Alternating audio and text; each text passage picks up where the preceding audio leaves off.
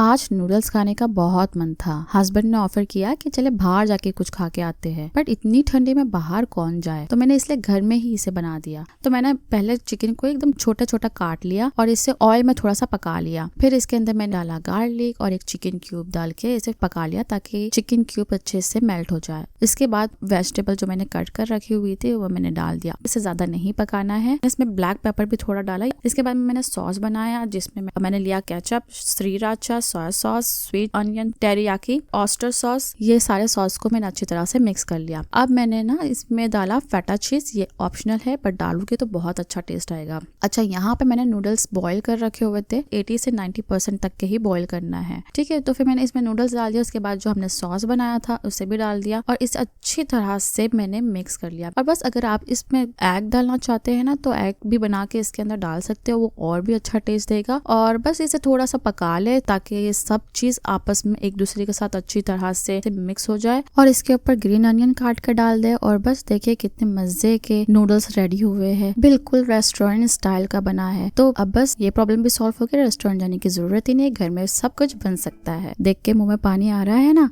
तो do try and let me know कि कैसा बना।